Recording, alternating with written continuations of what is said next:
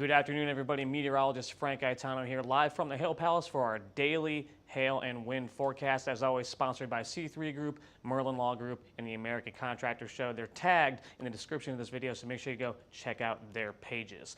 Getting right into our weather headlines today, we have a broad risk for wind and marginal hail chances, and I typed that in there and didn't realize it wasn't going to fit, but that's okay. We could possibly see some storms in the Chicago area. We'll talk about that and take a look at what the forecast radar is going to show. And then that system is going to slowly work its way eastward. We have a cutoff low that's been making it rain in Oklahoma for the last 3 days, and the system is trying to work its way east. So it's taking that slow trek eastward, and we'll see where those risks are going to be moving forward the next couple of days. And then we're going to talk about Memorial Day weekend and take a look at where I think those risks are going to be happening on Friday, Saturday, and Sunday. First, we need to talk about an upcoming event, the NTRCA Not So Mini Trade Show at the Grapevine Convention Center in Grapevine, Texas. That's going to be on June 8th. You can come out there and see some of the Hail Trace staff and talk about, Hail Trace storms, whatever you guys want to talk to us about. We're going to be there at the NTRCA Trade Show. So make sure you come out and see us on June 8th. Yesterday's storm reports, we had a fair bit of activity yesterday in Texas and then also down into the southeast. We saw some wind reports coming through southern Georgia, a couple of hail reports popping up in Alabama, and also some more wind reports here in Mississippi and then down on the Gulf Coast. But the main risk we had yesterday was in western and central and southern Texas. We saw some reports coming in the Austin area. The big storm we had, though, was in the Midland area, where we saw up to 3-inch hail impacting Midland. We also saw some hail near San Angelo that got up to 4 inches. So there was some big-time hailers yesterday, and then that risk transitioned southeastward towards the Gulf Coast early this morning with more wind reports coming in down there. Let's take a look at our current conditions. Like I said, we got that rain here in the southern plains. Here's the main portion of this system working its way east through the southeast. We have this band of storms moving pretty much northeastward, and we have a secondary area of storms moving eastward through Mississippi right now. This is going to be our main risk for today moving forward. And then we'll take a look up at the Chicago area. We do see some clearing happening south of the Chicago area. That's going to be good for fostering storm development as an arc of storms works its way northeastward later this afternoon. So we want to see that clearing, and that's what we're seeing right now, and that's a good thing. Temperatures, it's pretty chilly across most of the country for this time of year. Only 59 in Denver, 66 in Dallas. That's pretty cold. And we got our warm spot of 87 down in Miami. But generally pretty cold as we had this system just slowly tracking eastward throughout the country over the last few days. So it's pretty chilly across most of the country. A lot of moisture in the southeast, and you can actually see where that line of storms is right here. We got 68-degree dew point in Memphis, 61 in Shreveport. So we're looking at upper 60s to the east of where that line is and lower 60s to the west of where that line is. So we're going to keep continuing to see this work its way eastward throughout the day and those dew points dropping as that occurs. Let's take a look at our convective available potential energy. You guys have seen this graphic several times. It's basically the energy, the fuel in the atmosphere for storms to feed off of when they actually happen and go up. We got a pretty good little swath of energy down on the Gulf Coast area with that line of storms. And then we also have a nice little pocket of instability here up in the Midwest. And as we move through the day, that energy is actually going to go down, but we do still have some CAPE up in the Chicago area around 5 p.m., and then the CAPE drastically drops off here down in the southeast as we move throughout the day. But I like seeing that little area of CAPE up there in the Chicago area. That's going to be make it look better for storms to actually occur and be strong when they do occur. So we like to see that energy in that area. So future radar.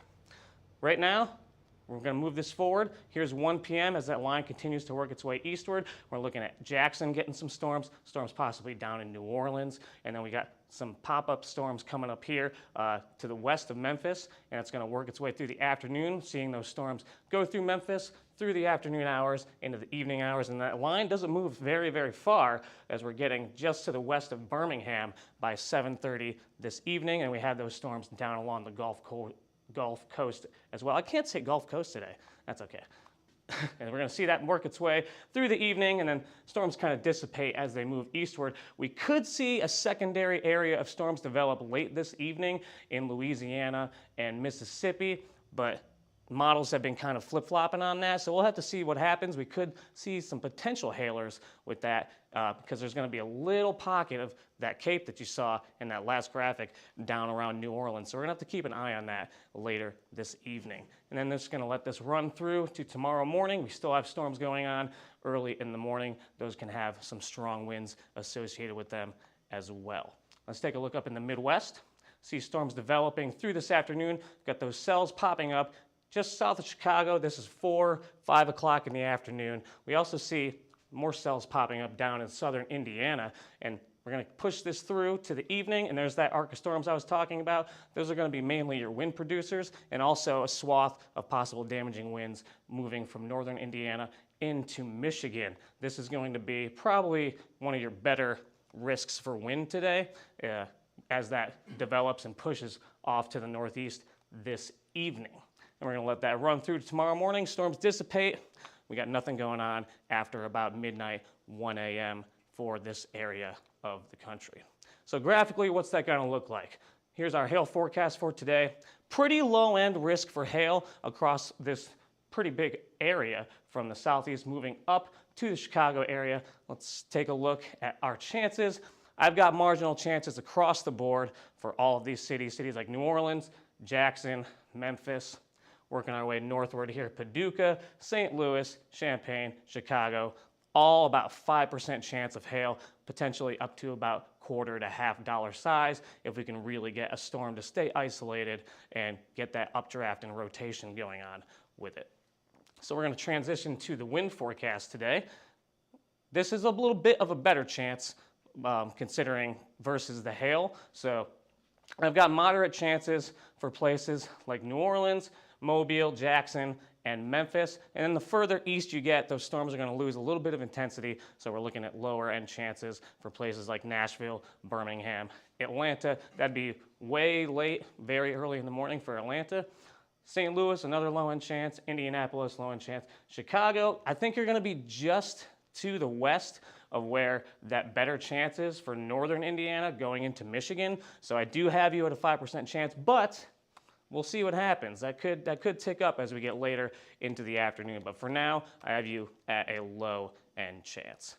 Let's take a look at tomorrow's future radar. Like I said, storms are going to be going on in the morning. Here's what we're looking at for early tomorrow afternoon. We got still wind-producing storms down along the Gulf Coast going into Georgia. And then we have some pop-up cells in Georgia going to South Carolina and up into the Asheville area of North Carolina. And we'll work our way north where I think that we have a little better chance of seeing storms up through Cincinnati and Columbus as we see those storms popping off in the late afternoon hours, 4, 5, 6 o'clock, as it works its way off to the northeast. And then later on in the afternoon and the evening, more wind-producing chances as those storms start to band up and become a little less isolated as those storm chances go down into Friday morning.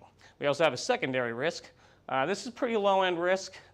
We don't really see great risk come out of the Pacific Northwest too often, but we do see storms starting to pop off around 4 or 5 o'clock Pacific time in places, areas like Pendleton and Boise, Idaho. And those storms can actually stay isolated enough. We could see some possible marginal hail or some strong gusty winds up to about 60 miles per hour for that area. So here's what the hail forecast is going to look like for tomorrow. I've got just this area in northern Georgia going into South Carolina up through the Columbus, Ohio area. A low-end chance for all of this. Atlanta, you got 5% chance. Asheville, I mentioned to you earlier, 5% chance. And looking up to Lexington, Indianapolis, that would be pretty early in the convective cycle for when those storms fire. There's a chance you end up being a little bit too far west for those storms, but I am including you in the risk for now. And in Columbus, I think you probably have the best chance of seeing hail tomorrow, but it's still pretty marginal chance in terms of seeing that large hail from quarter to $half size. We're going to work our way to the Pacific Northwest, I just mentioned. Pendleton, you got the best chance over here, probably a 10 to 15% chance of seeing a single storm going over there. Still pretty low, not great, but you could see hail up to $1 to $1/2 size. And then Boise, another low-end chance for hail, $1 to $1/2 size.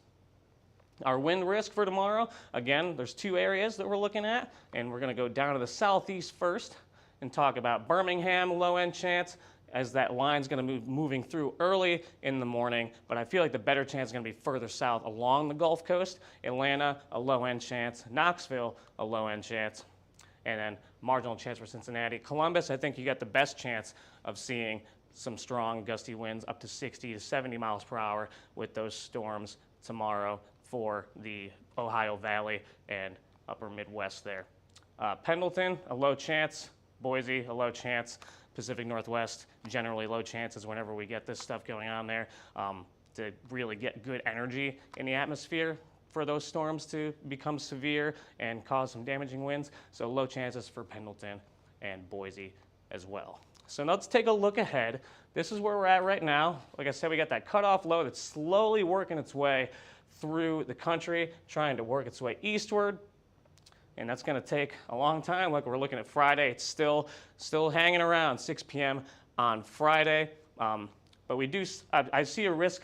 We see that nice divergence aloft here. So I would expect a risk to be along the East Coast on Friday associated with this. And then we're finally starting to see a trough develop in the Northwest. And then that's going to start to move its way into the country as this system finally starts to work its way off the coast. I do expect to see risks on Saturday and Sunday for the northern plains and potentially the upper Midwest as we do finally see this trough start to dig into the western portions of the country and slowly again make its way eastward. So we're looking at ridging in the east, troughing in the west, which is what we like to see, but we also want to see this trough try to dig a little more, become a little more negatively tilted, and that's where we're going to get our best chances for seeing severe weather in the central and southern plains. But I think this might produce some severe weather in the northern plains. And let's look at where I think that's going to happen. So this is, like I said, along the East Coast. This is where I think our best shot is for severe weather on Friday from places up to northern New York all the way down through the panhandle of Florida. We could see some gusty winds probably as the main threat with a marginal chance for hail up to $1/2 size. That's how it's looking right now. And we'll work our way up to the northern plains. This is what I'm thinking for Saturday. Rapid City, you're right on the edge of that risk. Same thing with you, Bismarck, and then Aberdeen. But pretty much other than that, there's not much going on for Saturday.